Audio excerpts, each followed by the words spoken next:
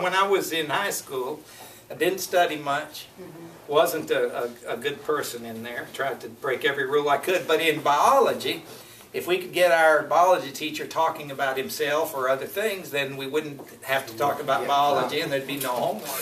So, but there's one thing that he told us that I remember to this day. He quoted Ralph Waldo Emerson. Sometimes I forget the guy's name, but he quoted him, and he said that he says that what ails the world most is not ignorance, but knowing so much that is not so. And that's what we're all full of until we start cleaning it out, until the Lord starts cleaning it out and we start refilling it with His Word. We're just filled with things that are not so. That's a lot worse than not knowing anything. Yes, ma'am? Even Jesus told the disciples that you don't put fresh wine into old wineskins. There you go. Or both would be ruined. Yeah. All right, well, let's go. We are studying Thessalonians, right? Let's go to 1 Thessalonians chapter 2, verses 3 to 6.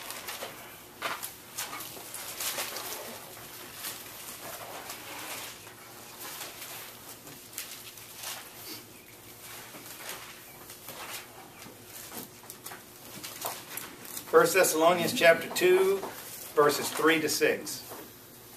And Paul's describing to them, remember he's writing back to them and telling them what it was like when he was there. And he says, for our exhortation, or his talk to them, his encouraging, was not of deceit. He didn't deceive them, nor of uncleanness, nor in guile. But as we were allowed of God to be put in trust with the gospel, even so we speak. We speak as we were allowed, he says. Not as pleasing men, but God, which trieth our hearts. For neither at any time used we flattering words, as ye know. You can go in there and try to make them feel good. Nor a cloak of covetousness. God is witness, or God is our witness. Nor of men sought we glory. We weren't trying to impress people. Neither of you, nor yet of others, when we might have been burdensome as the apostle of Christ. Well, this is a lot in here. What is uncleanness? He's talking about that he didn't use uncleanness. And to me, it means adding anything to God's Word. That's got to be unclean. God's Word is clean. It's the pure. If it's not God's Word, it's filth. Wash it out of your minds. When somebody brings something like that along to you, say, get behind me, Satan. I want the pure Word of God. All right, he says he didn't use guile. What's guile? That's a way to manipulate. It's a sneaky way to get people to do things that you want them to do without really necessarily admitting what you want. In other words, you want money. So you go back to the Old Testament and you use some verses to make people feel guilty or whatever to get the money, instead of saying, hey, we can't pay the rent next month. And if we're not going to be able to, we won't be here next week. You know, now that's not true, by the way. Don't take me seriously there. But there's another guy. His name was Will Rogers. He was an American philosopher that said that what most people do is love money and use people, when what we should be doing is loving people and using money. And isn't it terrible that the church in many cases turns that around? They love money so much that they use people to get the money. Wow. Yeah. And then he used the word deceit, and that's just, again, changing God's Word. It's another form. Deceit is another form of guile. Changing God's Word to suit an ulterior motive. And all you have to do is be honest. It's trying to make the outcome be what you want it to be. Instead of trusting God that you tell the truth, and if it doesn't turn out the way you think is right in God's eyes or not, that's neither here nor there. God's in charge. You tell the truth, God will take care of the rest. You know. So, and he says that he didn't do it as pleasing men, but God, which trieth our hearts.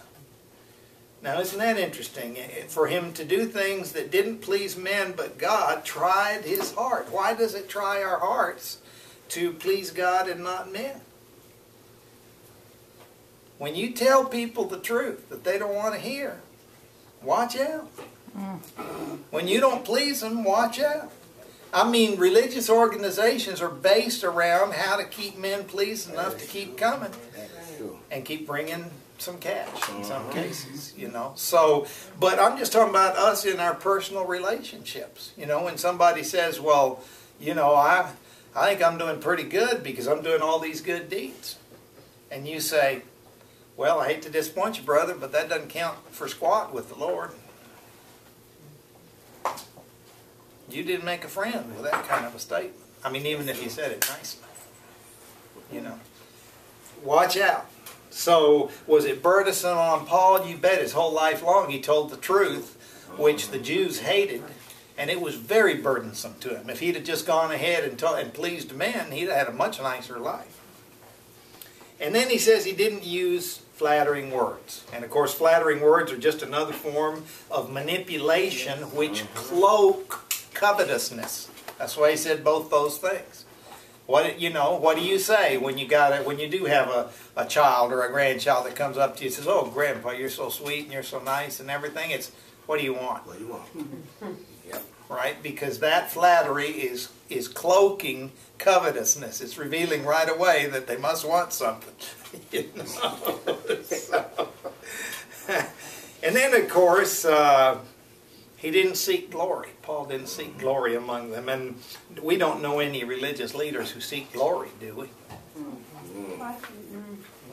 Our only claim is that we are servants. Amen. Servants of Jesus Christ. That's our position. Every single one of us are ministers and servants of Jesus Christ. But many of them are doctors, theologians, philosophers, apostles, prophets. I mean, they're all over the place. And they're definitely burdensome to the church in many cases with their lifestyle. Yeah. Some of them drive Mercedes, Cadillacs. Some of them even, I know one that drives a Rolls Royce. Are we to be rewarded here? No. Not in that kind of a way. The Lord will take care of us enough to do what He has put us here to do. But we're not to be rewarded here. Our rewards are future. We're going to come back to 1 Thessalonians, but this is sort of something I added in. It's back in 1 Corinthians, but you might want to keep a finger here in Thessalonians. 1 Corinthians chapter 2, verse 1.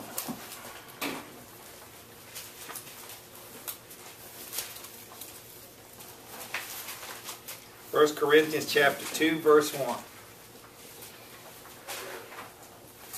And Paul, again, here he's writing back to the Corinthians.